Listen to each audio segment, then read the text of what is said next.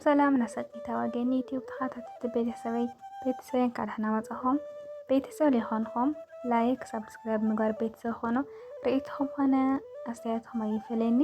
ሸውዓይ ክፋል ዘይፈርስ ቃል ኪዳን ሒዘልኩም መፅአኒኹ ለኣኸብረኩም። ኣብቲ ሸውዓይ ክፋል ብዙሕ ግዜ ዝርከቡ ቀንዲ ነገራት ቀዳማይ ቃል ኪዳን ምስ ኣብርሃም እግዚኣብሔር ንኣብርሃም ዝሃቦ ቃል ኪዳን ብፍላይ ብዛዕባ ዘርኢ ኣብርሃም በዝሒ ህዝቡን እዚ ቃል ኪዳን እዚ ዘይፈርስ ምዃኑ ይሕብር። ካልኣይ ሓዱሽ ቃል ኪዳን ብምኽንያት እቲ ብደቂ እስራኤል ዝተሰበረ ናይ ሙሴ ቃል ኪዳን ኣብዚ ክፋል እዚ ብዛዕባ ሓዱሽ ወይ ክርስቶስ ዝተሰረተ ቃል ኪዳን ዘመልክት ትንቢታዊ ሓሳባት ይለዓል ይኸውን። ኣብ መጽሓፍ ቅዱስ ወይ ብመንፈሳዊ ጽሑፋት ብሸውዓይ ክፋል ክቕጽል ከሎ ኣዝዩ ብዙሕ ዝምህሩ ወይ ዝጎልሑ ትምህርቲ ኣሎ። ቀንዲ ናይ ዘይፈርስ ቃል ኪዳን ሸውዓይ ክፋል ጽንዓት ናይ ኣምላኽ እቲ ኣምላኽ ዝኣተዎ ቃል ኪዳን ኣይቕየርን ወይ ኣይፈርስን፣ ንሱ ዘለኣለማዊ ምዃኑ ይምህር። ኣብ ዝኾነ ይኹን ግዜ ወዲ ሰብ እንተደኣ ስሒቱ ወይ ኣፍሪሱ ኣምላኽ ግና ብቃል ኪዳኑ ጸኒዑ ይነብር። ካብ ህይወት ሰባት ዝተልዓለ ጽንዓት ኣለዎም። ካልኣይ ትንቢታዊ ኣማላድነት ክህነት ብዙሕ ግዜ ኣብ ምዕራፍ 7 ናይ መጽሓፍ ዕብራዊ ተመሳሳሊ ኣርእስቲ ክንረኽቦ ንኽእል። መልከ ጻዲቕ ምስ ዘይፈርስ ቃል ኪዳን ይተሓሓዝ። እዚ ድማ ናይ ጎይታና ኢየሱስ ክርስቶስ ክህነት ዘለኣለማዊ ካብቲ ናይ ኣርየት ሌዋውያን ዝበለጸን ምዃኑ የመልክት። ምኽንያቱ ንሱ ዘለኣለማዊ ክህነት ስለ ዝኾነ እቲ ንህዝቡን ዘማልደሉ ቃል ኪዳን ድማ ዘይፈርስ ይኸውን ማለት እዩ። ብጎይታና ኢየሱስ ክርስቶስ ዝመጸ ቃል ኪዳን ኣብ ኩሉ ዝሓለፈ ቃል ኪዳን ዝበለጸን ዝጸንዐን እዩ። ሳልሳይ ምሉእ ምትእምማን እቲ ዘይፈርስ ቃል ኪዳን እግዚኣብሔር ንደቁ ኮንቱ ከም ዘይሓድግ የረጋግጽ። ስለዚ ደቂ ሰባት ብኣምላኽ ኣብ ዝኣምነሉ ዘለዎም ድሕነት ዘለኣለማዊ ምዃኑ የምህር። ናይ ቃል ኪዳን ኣብ መጽሓፍ ቅዱስ ሓደ ካብቶም ዝዓበየን ቀንዲ ዝኾነ ትምህርቲ እዩ።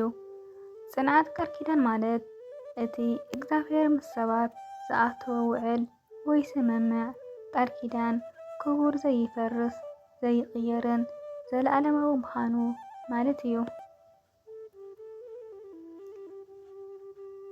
እዚ ጽንዓት እዚ ኣብ ውሽጢ ቃል ኪዳን ዝኣቱ ሰብ ወይ ደቂ ሰባት ኣይኮነን ዝምርኮስ። ኣብ ኩንድኡስ ኣብ ሓያልነትን ባህርያትን ናይ ቃል ኪዳን ዝኣተወ ኣምላኽ እዩ ዝምርኮስ። ዘይሓስስ ባህሪ ኣምላኽ እግዚኣብሔር ዘይቕየር እዩ። ቃል ኪዳኑ ከምቲ ባህሪኡ ዘይቀያየር እዩ። መጽሓፈ ሚልክያስ እግዚኣብሔር ኣይቕየርን ኪዳን ምስ ኖብ ምፍራስ ዘይብሉ ብእግዚኣብሔር ንወገን ንዘርኡን ብማይን ከም ዘይጠፍእ ምስኦም ቃል ኪዳን ኣተወ። ነፍሰ ወከፍ ግዜ ቀስተ ደመና ክንርኢ ከለና እዚ ቃል ኪዳን ጸኒዑ ከም ዘሎ የዘኻኽረና። ዘፍጥረት እዚ ቃል ኪዳን ብፍጽም ኣይተሰበረን። ቃል ኪዳን ምስ ኣብርሃም ኣብ ምፍጻሙ ዘሎ ጽንዓትን እግዚኣብሔር ንኣብርሃም ዘርኡን ክባርኾን ምድሪ ክወርሶን ዘይፈርስ ቃል ኪዳን ኣተወ። እቲ ቃል ኪዳን ምሉእ ብምሉእ ተፈጸመ። ኣብርሃም ግና ኣብቲ ውዕል ዝገብረሉ ግዜ ስሒቱ ኣይፈልጥን። እግዚኣብሔር በይኑ ጸልማት ኣብ መንጎ ዝተቐደደ መስዋእቲ ብሓዊ ሓሊፉ እቲ ቃል ኪዳን ኣብቲ በዓል ቃል ኪዳን ዝኣተወ ኣምላኽ ጥራሕ ምምርካሶ ርእዩ። እስራኤል ቃል ኪዳን እናሰበሩ እግዚኣብሔር ግና ነቲ ናይ ኣብርሃም ቃል ኪዳን እናዘከረ ብምሕረቱ ይሕግዞም ነይሩ። እዚ ድማ ናይ ኣምላኽ ቃል ኪዳን ኣብቲ ናይ ሰብ ምትፍናን ዝበለጸ ጽንዓት ከም ዘለዎ የመልክት። ጽንዓት ቃል ኪዳን ንሰባት ምሉእ ተስፋ ይህብ። ምኽንያቱ ድሕንነትናን ናይ ቀደምናን ድሕነትና ናይ ቀድመይናን ንዓና ንምርኮስ ዘይኮነስ ነቲ ዝኣተወ ኣምላኽ ጥራሕ እዩ ዝምርኮስ። እዚ ምዕራፍ እዚ ኣዝዩ ቀንዲ ዝኾነ ትምህርቲ ብዛዕባ ኣማላድነትን ጽንዓትን ናይ ሓድሽ ቃል ኪዳን ዝህብ እዩ። ቀንዲ መትከል ናይዚ ምዕራፍ እዚ ቀዳማይ ክህነት መልከ-ጼዴቅ።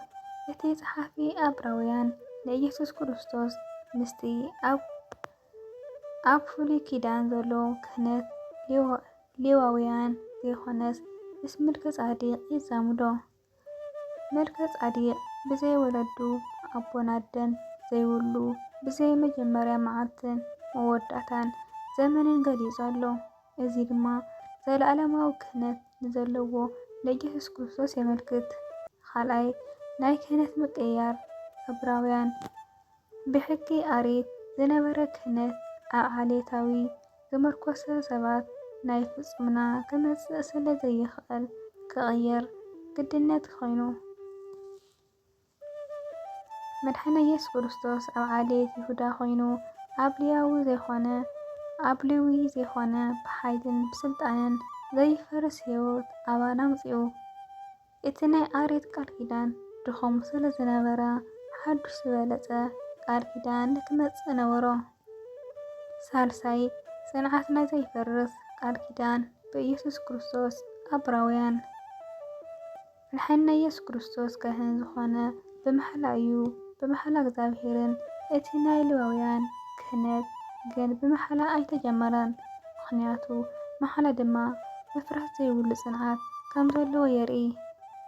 ቃል ኪዳን እዚ ዝበለጸ ዘበለ ጎይታና ኢየሱስ ክርስቶስ ተኣመነ።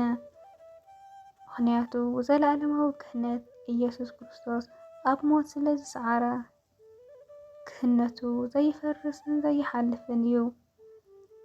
ምሉእ ድሕነት ብዘይካ መድሓኒና ኢየሱስ ክርስቶስ ካልእ ዘየለ ንሱ ንዘላለማዊ ምሉእ ምድሓን ክህብ ይኽእል። ጎይታና መድሓኒና ኢየሱስ ክርስቶስ ብዘለኣለማዊ ክህነት ንዘለዎም ጸኒዑ ዝነበረ ቃል ኪዳን ኣውፂኡ። እዚ ቃል ኪዳን እዚ ኣብ ውልቃዊ ምፍታን ዘይኮነስ ኣብቲ ዘይቕየር ባህሪኡ እዩ ዝምርኮስ። እምበኣር ክቡራት ቤተሰበይ ናሎማዓንቲ ዝሓስቦ ቪድዮ እዚ ይመስል ነይሩ። ብካልእ ቪድዮ ሻው ልመጽእ ተጽብቑ ተጠቕሙ። ንዓኹም ልዕልቲ ንሪኦ ተኾነ ኣስተያየት ካብ ልቢ የለመስግን። ይቕኒየለይ።